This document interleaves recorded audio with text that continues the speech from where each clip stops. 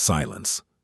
That's the first thing that hits you when you step into these places. No cars, no voices, no children laughing in distant yards. Just silence. Thick, suffocating, unnatural silence that wraps around abandoned buildings like a shroud. Look around. Collapsed roofs. Shattered windows. Streets swallowed by weeds. Forests creeping back, reclaiming what was once theirs, slowly, patiently erasing every trace that humans were ever here. What happened? This isn't some isolated tragedy. This isn't one town that got unlucky. We're talking about tens of thousands of logging communities across America. Hundreds of ghost towns in Michigan alone. Hundreds more in Wisconsin, Oregon, California. The Pacific Northwest is littered with them. These weren't villages. They were cities, real cities with populations of 600, 1,000, 2,500 people. Bustling communities with schools and churches and baseball teams. And now you'll find maybe 3 people living there, 5 if you're lucky. Scavengers, metal hunters, people picking through the bones of what used to be civilization. Let me take you back, the 1850s through the 1920s, 7 decades that built America's logging empire. 7 decades when this country consumed timber like a starving man consumes bread, millions upon millions of pounds of wood flowing out of these forests, building cities, railroads, the infrastructure of a growing nation. And to get that wood, companies created something remarkable: instant cities. They appeared almost overnight in the wilderness, complete towns with housing, stores, post offices. Thousands of workers flooded in, bringing their families, their hopes, their dreams of prosperity. But here's what we need to understand, what we must understand before we go any further. This is a story about the price of progress, about what happens when human beings become nothing more than tools, expendable, disposable. Used until they break, then tossed aside like the stumps of the trees they cut down. Because every single one of these ghost towns has something in common. They all followed the same pattern. The same brutal, predictable pattern that destroyed not just forests, but entire communities, entire generations. And the most haunting part, we never learned the lesson, so let's walk through these abandoned streets together. Let's piece together what really happened here. And if you're ready to uncover the truth behind one of America's darkest industrial secrets, stay with me. Because what I discovered in these ruins, it will change how you see everything. Imagine you're a laborer in 1880. You've been scraping by on a farm or working in a factory for pennies. Then you hear about it, the boom, the logging boom. Jobs in the wilderness, good pay, steady work, and the companies? They don't just offer you a job, they offer you a life. They build entire towns for you, complete, functioning ecosystems, dropped into the middle of nowhere. Housing, real houses, not tents. Schools for your children, general stores stocked with everything you need. Churches, meeting halls. Some towns even had their own baseball teams, their own newspapers. It was all there, a complete society, ready-made, waiting for you. Let me give you specifics. Real places, real numbers. Central Mine on the Keweenaw Peninsula, 1,200 people lived there at its peak. 1,200 souls working one of the richest copper deposits America had ever seen. That single mine pulled 52 million pounds of copper out of the earth. 52 million. Or Delaware, Michigan, they called it the snow capital of the Midwest. A real town with families, traditions, Friday night gatherings at the community hall. Donkin, 600 residents. A thriving hub where workers came in from surrounding camps to spend their wages, see their families, feel like human beings again instead of machines. And the money? For that era, it was good. Top wages. The companies made sure everyone knew it. They plastered recruitment posters across the East Coast. Make your fortune in the timber. Bring your family. Build a future. Thousands responded. Men packed their bags. Then, and this is crucial, they brought their wives, their children, Because this wasn't supposed to be temporary. This was supposed to be home. The Keweenaw copper boom alone, it generated 10 times more wealth than the California gold rush. 10 times. This was America's first major mining boom, and it supplied nearly all the copper the country needed for decades. Picture it, towns appearing in the forest like magic, streets filled with workers heading to their shifts, children walking to school, women shopping at the company store, gossiping about whose husband made foreman, whose daughter just got engaged. It looked like the American dream. It felt like the American dream. But here's what they didn't tell you in those recruitment posters.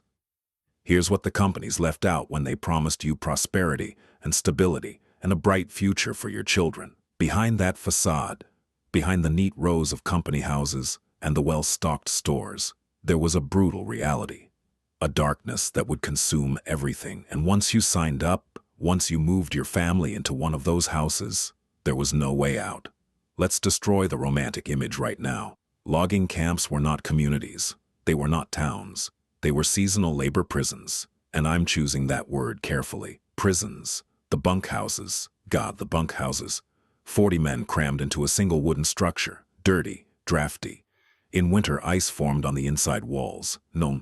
In summer, the heat was suffocating, and the stench, sweat, unwashed bodies, rotting boots. It was unbearable. No running water. No way to bathe. No way to wash your clothes properly. Lice became a fact of life. Disease spread like wildfire through those cramped quarters. You'd go to sleep next to a man coughing blood, wake up and find out he died in the night. And the work? 10-hour days. Minimum. Sometimes 12. Sometimes more. For 65 cents. 65 cents a day in the 1900s. By 1920, they'd generously raised it to $1. A single dollar for backbreaking labor that could, and often did, kill you. You got injured, crushed by a falling tree, mangled by machinery. Too bad. No compensation, no medical care beyond basic first aid. If you couldn't work, you were gone. Replaced the next day by someone desperate enough to take your spot. Let me give you the numbers. The real numbers. Between 1870 and 1910, just 40 years, over 50,000 logging workers died on the job. 50,000. That's 1,600 deaths every single year. 1,600 families receiving telegrams that their father, their husband, their son wasn't coming home. And injuries? In some camps, the injury rate exceeded 30% annually. 3 out of every 10 men would get hurt badly enough that they couldn't work for weeks. Crushed limbs, severed fingers, broken backs. This was more dangerous than coal mining, more dangerous than steel mills, the most lethal industry in America. But here's the thing that makes it even worse, the thing that turns this from tragedy into something darker. The companies knew. Of course they knew. They owned everything. The bunkhouses, the stores where you bought your food, overpriced, low-quality food. The hotels where your family stayed if they visited. The fuel you needed to stay warm. The shipping that brought in supplies. Everything ran through the company. And they structured it deliberately so that by the time you paid for your lodging, your meals, your equipment, your tools, you had almost nothing left. You were working just to survive, just to keep yourself fed and sheltered so you could work another day. You were a slave in your own country, working endless hours for pittances. And you couldn't leave because where would you go? You'd brought your family here, moved them to the middle of nowhere based on a promise. You were trapped, and if you were at one of the remote camps, the real work sites deep in the forest, you didn't even see your family for months. Months. You'd say goodbye to your wife, your children, and disappear into the woods. Living on monotonous food that barely kept you nourished, sleeping in those disease-ridden bunkhouses. The psychological toll, the separation, the gnawing loneliness. No one cared. You were there to cut trees. That's all. That's all you were. The companies had done something remarkable when you think about it. They'd figured out how to extract maximum labor at minimum cost. They'd built a system so efficient, so ruthlessly optimized, that human beings became nothing more than components, interchangeable parts in a machine designed to devour forests. And when those parts broke, when they wore out, they were simply discarded. But the physical suffering, The injuries, the deaths, the grinding poverty, that was only the beginning. Because the logging camps brought something else with them, something that would scar these communities in ways that persist even today. Violence, crime, and horrors that most people would rather not talk about. When the logging companies arrived, crime followed, not petty theft, not bar fights.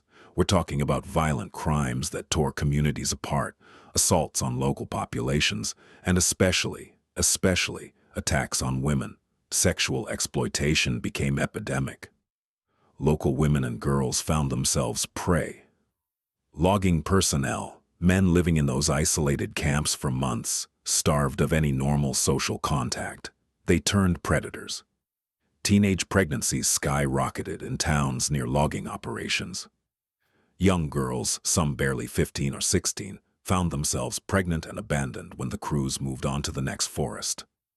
The mothers left behind. They had nothing. No support. No recourse. The father of their child was gone, vanished into another camp 100 miles away, or moved to a different state entirely. And the company? The company didn't care. That wasn't their problem.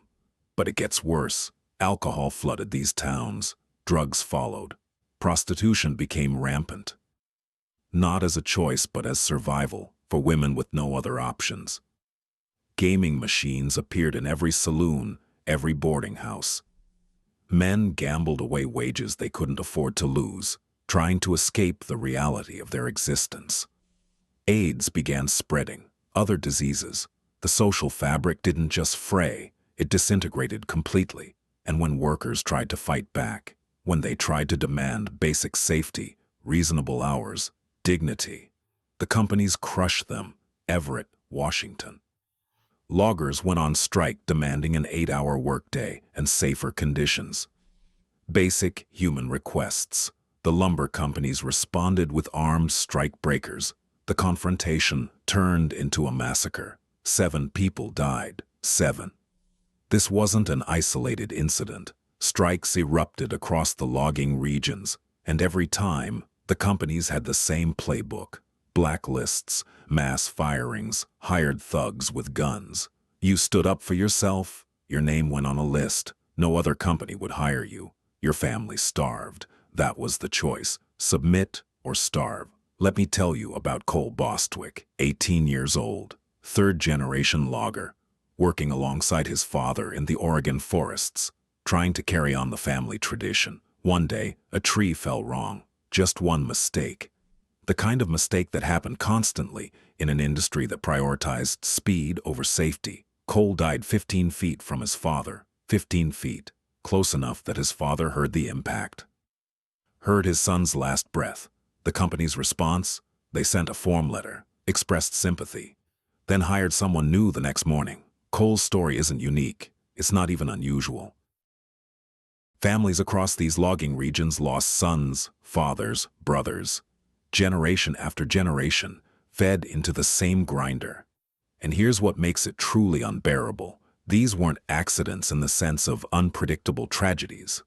These were inevitable outputs of a system designed to extract maximum labor at minimum cost. The companies knew men would die. They calculated it into their business models. They knew that cutting corners on safety, pushing workers beyond exhaustion, using deteriorating equipment, they knew it would kill people. But dead workers were cheaper than safe conditions. Let that sink in.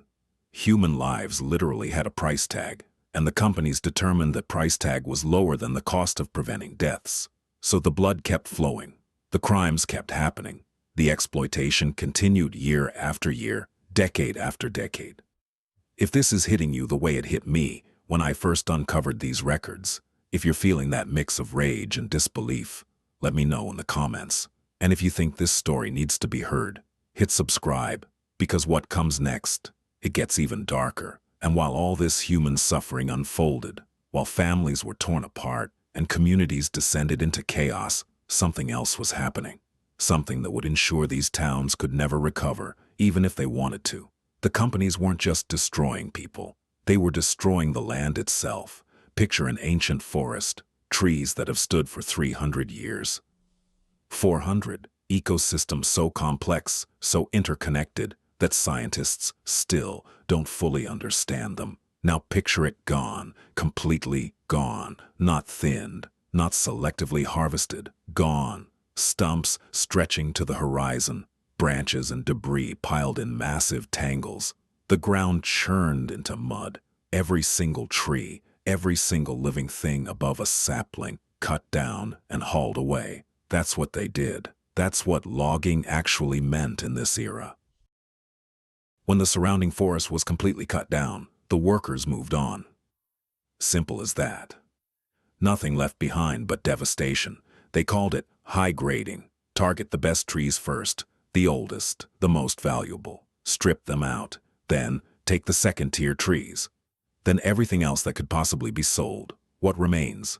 Depleted forests, sick forests, forests that can't regenerate properly because the seed trees are gone, the soil is compacted and eroded, the natural cycles are shattered. Let me give you scale. The Amazon rainforest, the lungs of the planet, right? 20% of it is destroyed, 300,000 square miles. Gone. These American forests, some regions lost more. Entire landscapes transformed from old-growth wilderness into barren wastelands in the span of 2 decades. And it wasn't just the trees. Local ecosystems collapsed. Animals that depended on those forests, deer, elk, birds, fish, their populations cratered.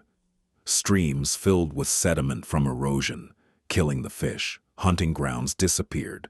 Fishing spots dried up. The indigenous peoples who had lived in harmony with these forests for thousands of years. Their world ended. The animals they hunted vanished. The plants they gathered died out. The water they drank became polluted. Small-scale farmers in nearby areas, people who supplemented their income with hunting and fishing, who gathered forest products, who relied on the ecosystem's abundance. Suddenly, they had nothing. The forest had provided for generations. Now it was a graveyard. But here's the cruelest irony. The logging companies destroyed the very foundation of the local economy. These communities near the logging operations, they depended on intact forests for their livelihoods, for food, for resources, for the basic necessities of life. And the companies knew this. They knew that when they clear-cut a region, they weren't just taking trees.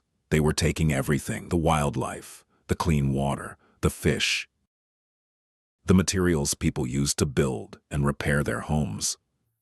They were taking survival itself. Biodiversity collapsed. Species that had thrived for millennia disappeared in a few years. The complex web of life, predator and prey, plant and pollinator, fungus and root system, all of it torn apart. And once it's gone, it doesn't come back, not in a human lifetime, not in several human lifetimes. Those centuries-old forests, they took centuries to develop. The logging companies destroyed them in decades. In some places, in years. You can go to these places now. Walk through what they call second growth or third growth forests. Young trees, sure, green and alive, but it's not the same. It will never be the same. The old complexity, the ancient relationships between species, the genetic diversity, that's extinct forever. The logging companies didn't just cut down trees.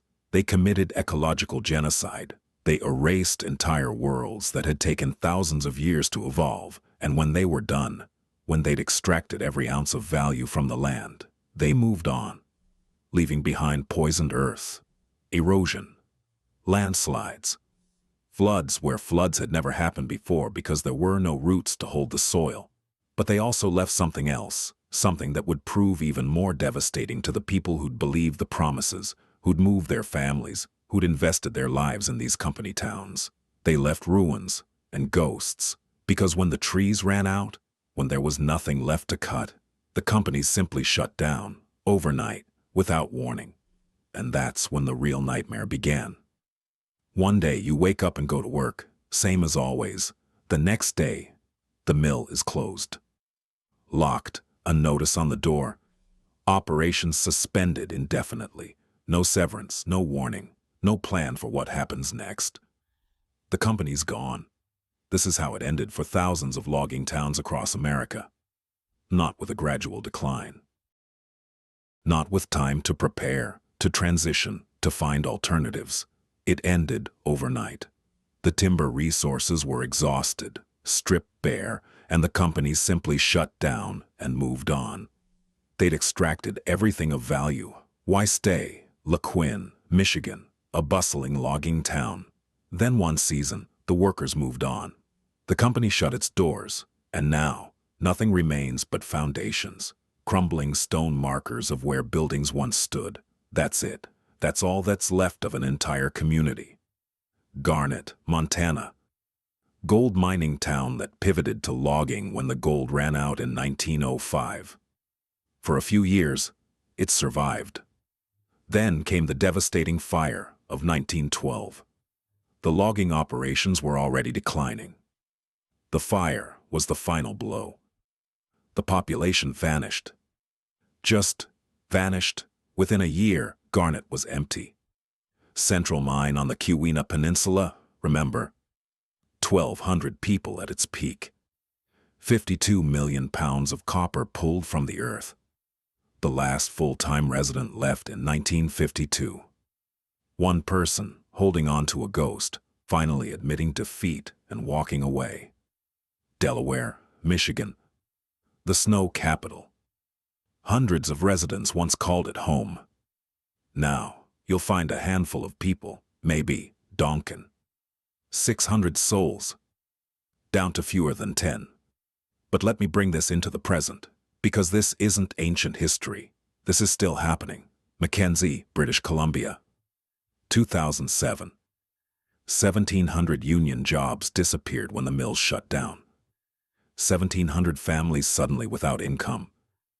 Then, 180 more jobs vanished. Then, 253 pulp mill positions. A resident named Terry said it plainly. We're dying up here. Dying. Present tense.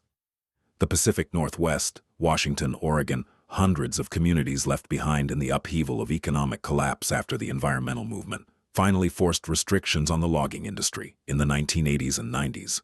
Towns that had existed for 70, 80, 100 years. Multiple generations who'd known nothing but logging.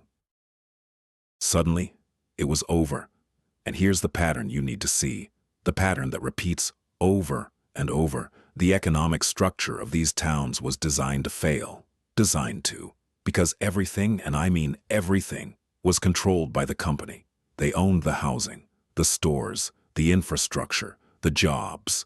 When the company left, there was no economy, no tax base, no employers, no investment, no reason for anyone to stay. So people fled. Those who could afford to leave, left. They packed what belongings they could carry and abandoned homes they'd spent decades paying for. Walked away from communities they'd built, from neighbors who'd become family, from graves where their parents and grandparents were buried. And those who couldn't leave? Those too poor, too old, too trapped? They stayed in the ruins. Because here's the brutal economic reality that the lumber companies built into the system from the beginning. Only a small elite gets a piece of the pie. The owners, the executives, the investors far away in Chicago or New York or San Francisco. But the majority, the workers, the families, they really lose out. They lose their jobs. Their homes lose value overnight. Who wants to buy a house in a dead town? They lose their community. Their children's schools close. The hospitals close. The stores close. Everything they built their lives around just stops. And the companies that made millions, billions from these forests, they're already gone. Already setting up operations somewhere else. Already recruiting new workers with the same promises, the same lies. Build a future here. Bring your family. Steady work for generations. Until the resources run out. Until you're no longer profitable. Then you're on your own.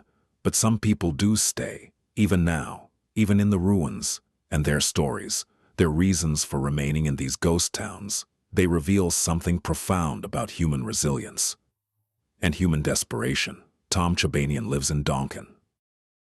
He's one of maybe 5 full-time residents in a town that once housed 600 people. And Tom survives, and I use that word deliberately, survives, through seasonal work that most people wouldn't even consider jobs.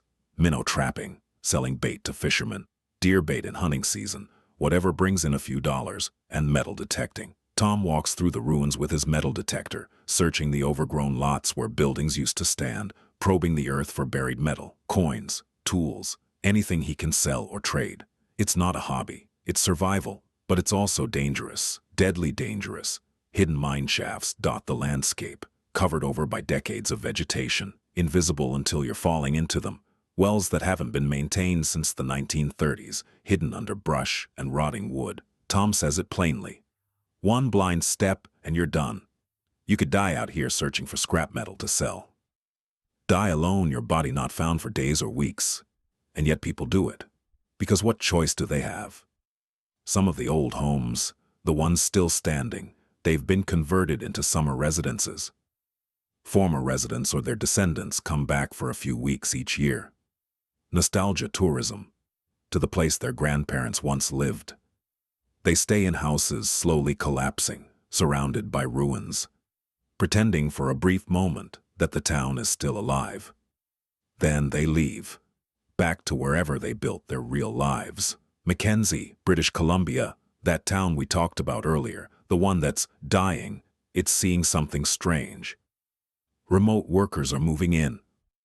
Tech workers, freelancers, people who can live anywhere with an internet connection. Why? Housing prices. The average home costs $175,000. In a market where that same money won't buy you a closet in Vancouver or Toronto, it's tempting. A whole house, land, space. But they're moving into a dying town, into a community where the grocery store might close next year, where the hospital has reduced hours, where there's no future, only a slow fade to nothing. They're buying cheap houses in a graveyard. And then there are the artifact hunters, the history preservers, people who see these ghost towns not as failures, but as time capsules. They search for remnants of the past. Military supply, road artifacts, Civil War-era guns buried in the woods, shotguns from old train robberies, pieces of history literally buried in the earth, waiting to be discovered. In a way, they're keeping these places alive, documenting them, photographing them, creating records before everything crumbles completely. Some ghost towns have become tourist destinations. Kennecott, Alaska, Body, California, maintained in what they call a state of arrested decay. The buildings are stabilized just enough to keep them from collapsing, but not restored, frozen in time at the moment of abandonment. People pay to walk through them, to see the rusting equipment, the empty stores with goods still on the shelves, the houses with furniture left behind, as if the residents just stepped out for a moment. It's commodification of tragedy, turning human suffering into an attraction. Step right up and see how the other half died. But at least these towns are remembered. At least someone cares enough to preserve them. Most ghost towns don't get that. Most are just left to rot. Over 100 collapsing buildings in some of these places. Rusting equipment scattered like bones. Utility poles leaning at impossible angles. Wires hanging loose. Forests reclaiming foundations. Roots breaking through floors. Trees growing up through collapsed roofs. It's haunting in a way that's hard to describe. These aren't medieval ruins from some distant past. These are places where your grandparents might have lived, where people drove cars, listened to radio, lived modern lives, and now they're being erased. Every collapsed building is a monument to someone's broken dream. Every rusted saw blade, every overturned mining cart, every foundation slowly being consumed by forest. They're epitaphs for lives spent in service of an empire that didn't care whether they lived or died. Walk through these towns and you can almost hear them. The ghosts, not supernatural spirits, but the echo of human hope, the residue of belief that this time would be different, that this company would be fair, that this community would last. They were all wrong. But here's what should terrify us, what should keep us awake at night. This isn't over. This pattern, this cycle of exploitation and abandonment, It's still happening right now. Today, the names have changed, the locations have shifted, but the system remains exactly the same. I spent months researching this story, connecting dots that most historians ignore. If you want more deep dives like this, stories that reveal the hidden cost of progress, subscribe. Because this pattern, it's everywhere, and next time, we're going even deeper. Hey, right now, as you're watching this, illegal logging operations are running in Mexico, Papua New Guinea, and dozens of other countries. And the methods? Identical. Trafficking, forced displacement, violence against local populations. Workers treated as disposable, communities destroyed, forests stripped bare. The only difference is the location. The playbook is exactly the same. Let me give you numbers. Governments lose $5 billion in tax revenues every single year to illegal timber operations. What? $5 billion. That's money that could go to schools, hospitals, infrastructure. Instead, it vanishes into the pockets of criminal enterprises. The illegal timber trade itself, between $51 and $152 billion annually. It's one of the largest black markets on Earth. And who pays the price? The Yanomami people in Brazil. Indigenous tribes whose territories are being invaded by illegal logging and mining operations. Their forests destroyed. Their water polluted with mercury and other toxins. Their communities forced to flee lands they've inhabited for thousands of years. Does this sound familiar? It should. It's the exact same pattern that destroyed indigenous communities in North America a century ago. But this time, we can't claim ignorance. We can see it happening in real time. Satellite images show the destruction. Journalists document the displacement. Human rights organizations publish reports detailing the violence. And yet it continues. Because the economic incentives remain unchanged. There's money to be made, massive money. And as long as there's demand for cheap timber, for cheap anything, someone will exploit people and environments to supply it. Here's what kills me. What absolutely enrages me. Provincial governments, federal governments, parties on the left and the right, they all know this happens. They've seen it happen over and over. They have 100 years of case studies showing exactly what occurs when extraction companies move into a region, make promises, and then abandon communities. And they do nothing. No policies to protect communities from company pullouts. No requirements for long-term sustainability. No enforcement mechanisms to prevent exploitation. No safety nets for when the inevitable collapse comes. Nothing. Because, and let's be honest here, the same corporations that destroyed these logging towns own massive political influence. They lobby, they donate to campaigns, they write policy, they ensure that regulations stay weak, that enforcement stays minimal, that they can continue operating with impunity. The system protects itself. And here's the lesson we refuse to learn, the truth we keep avoiding. We share responsibility for the consequences of our consumption, not only ecologically, though that's certainly true, but socially. When we buy products without asking where they came from, how they were produced, what was destroyed to create them, we're complicit in the exploitation. Every piece of cheap furniture, every discounted wood product, every great deal that seems too good to be true, it probably is. Someone paid the real price. Some worker, some community, some forest that will never recover. Consumer demand drives this, our demand.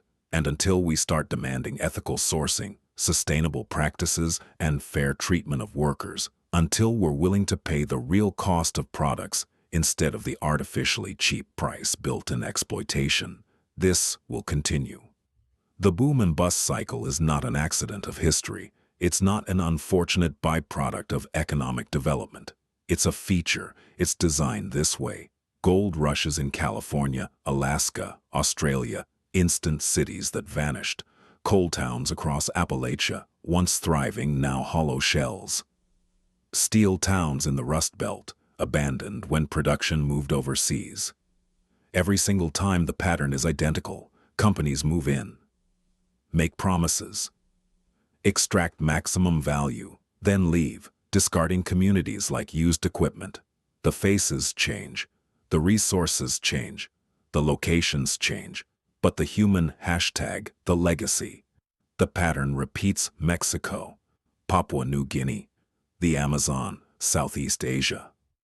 Right now, as you're watching this, illegal logging operations are running in these places, using the exact same playbook that destroyed American logging towns a century ago. Trafficking, forced displacement, violence, labor exploitation.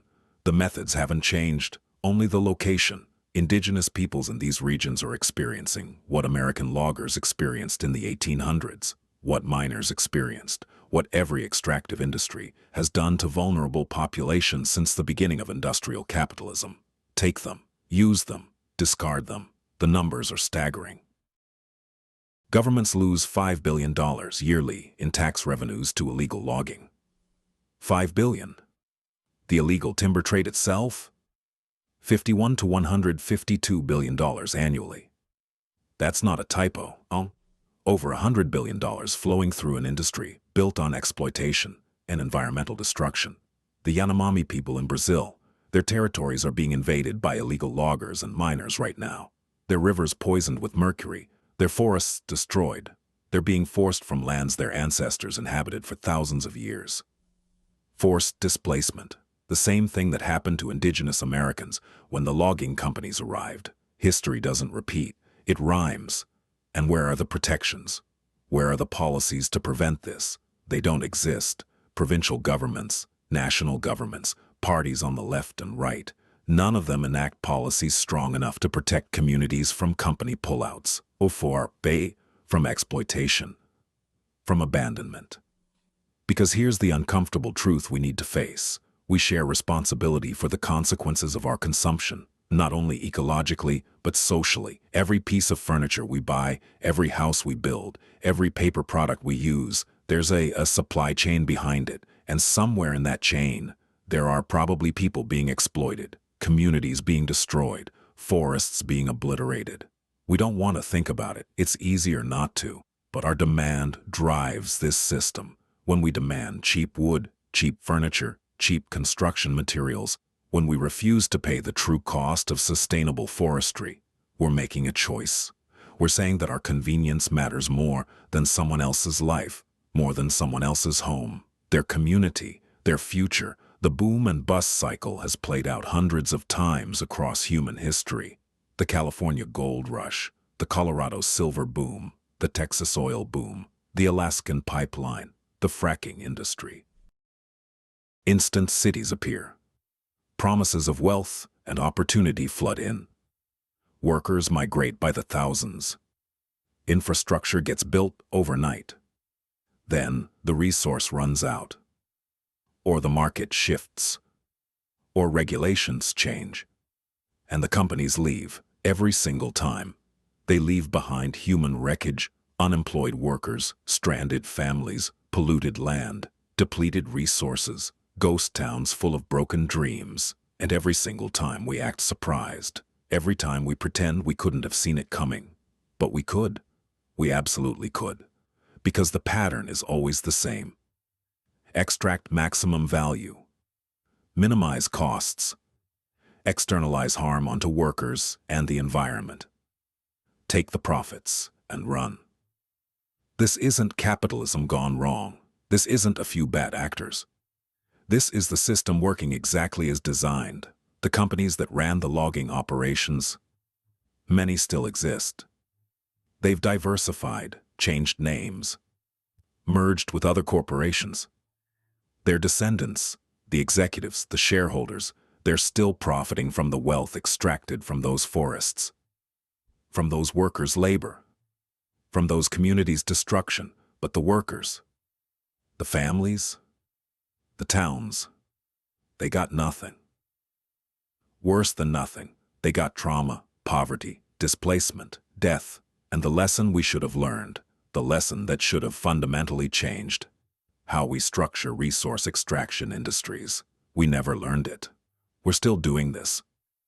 Right now, today, different forests, different people, same exploitation, same abandonment, same ruins left behind. So when you see those ghost towns, When you see the photos of collapsed buildings and rusting equipment and forests reclaiming what was once civilization, don't think of them as historical curiosities. Think of them as warnings. Warnings we've ignored for over a century. Warnings we're still ignoring. Because somewhere right now, a company is making promises to a community. Steady work, good wages, a bright future. And somewhere right now, those promises will be broken. Those workers will be used up. That community will be abandoned. The question is, when will we finally say enough? When will we demand that human beings be treated as more than disposable tools? That communities be protected from corporate abandonment? That the true cost of our consumption be paid instead of externalized onto the most vulnerable? Or will we just keep creating more ghost towns, more ruins, more monuments to human suffering in service of profit? The answer should be obvious, but history suggests we'll choose the ruins every single time. Let's go back to where we started. The silence, the abandoned buildings, the forests slowly reclaiming what was once theirs. But now you understand what that silence means. Now you know what those ruins represent. These ghost towns aren't just abandoned buildings. They're monuments. Monuments to human sacrifice in the name of progress. Monuments to the thousands of workers who died in the forests. To the families torn apart, to the communities built on lies and broken promises. Tens of thousands of logging workers dead. Their names forgotten. Their graves unmarked or lost to time. Hundreds of communities destroyed, entire towns erased from maps. Places where people lived, loved, raised children, buried their dead, gone, just gone. Millions of acres of ancient forests devastated. Ecosystems that took millennia to develop, obliterated in decades. Species extinct, landscapes permanently scarred. And this was just America. Just one country, one industry, one chapter in the long history of industrial exploitation. Multiply it across the globe, across industries, across centuries. The scale of destruction is almost incomprehensible. America's logging empire built this nation's infrastructure. That's undeniable. The railroads, the cities, the towns spreading across the continent, they were built with timber cut from these forests. But they were built on the backs of disposable humans, on irreplaceable ecosystems, on communities designed from the beginning to be temporary, expendable, sacrificial.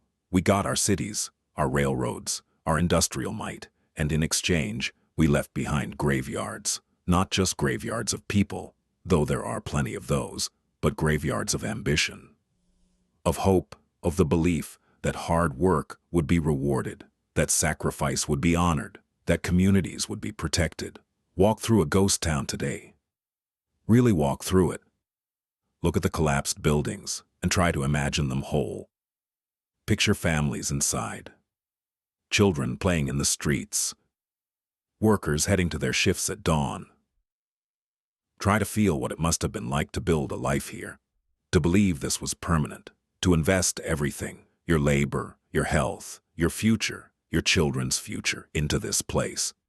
And then to watch it all disappear. To see the company pack up and leave. To realize you were never anything more than a tool. That everything you built, everything you sacrificed, it was all for someone else's profit. Every collapsed building is an epitaph to someone's broken dream. Every rusted piece of equipment is a memorial to labor that was never valued. Every foundation slowly being consumed by forest is a gravestone for a community that was designed to fail. The forest is reclaiming the ruins now. Tree roots break through concrete. Vines climb walls. Cedar saplings grow through floors. In another 50 years, maybe 100, there will be nothing left. The forest will have erased all evidence of the empire that tried to destroy it. Nature will win in the end. It always does. But the human cost, that can never be reclaimed. Those lives can never be restored. Those communities can never be rebuilt. The workers who died in the forests, they're gone forever. The families that were destroyed, Their trauma echoes through generations. The knowledge and culture of indigenous peoples who lost their lands. Much of it is lost permanently. This is the price of empire. The real price, not the one printed in ledgers and counted in profit margins. And the most haunting part? The part that should terrify us? We learned nothing. Nothing. We're still building empires on human suffering. Still creating disposable communities. Still extracting resources with no thought for the people or ecosystems destroyed in the process. The ghost towns we're creating today, whether in the Amazon, in Southeast Asia, in collapsing industrial towns across America, they're no different from the logging towns of the 1800s. Different names, different faces, same exploitation, same abandonment, same ruins. So when you see those photographs of abandoned logging towns, those haunting images of nature reclaiming civilization, don't just scroll past them. Stop, look, remember. Remember that every one of those buildings represents real people, real families, real hopes and dreams that were crushed in service of profits they never saw. Remember that the silence you hear isn't peaceful. It's the silence of erasure, of forgetting, of history being buried under forest growth and corporate PR. Remember that the pattern continues, that somewhere right now, new ghost towns are being created. New communities are being sacrificed. New workers are being used up and discarded. And ask yourself, what are you willing to do about it? Because the choice is ours. We can keep pretending we don't see the connection between our consumption and others' suffering. We can keep building empires on disposable humans and expendable ecosystems. Or we can demand something different, something better, something that values human dignity over profit margins, that protects communities instead of abandoning them, that sees people as more than tools. The ruins are still there, waiting in the forests, silent, patient, warning us. The question is whether we'll finally listen, or whether we'll just keep creating more ghosts. If this story changed how you see history, or even how you see the world today, leave a comment. Tell me what shocked you most. And if you believe these stories need to be told, subscribe, because there are dozens more ghost towns with secrets we've never uncovered, and I'm just getting started.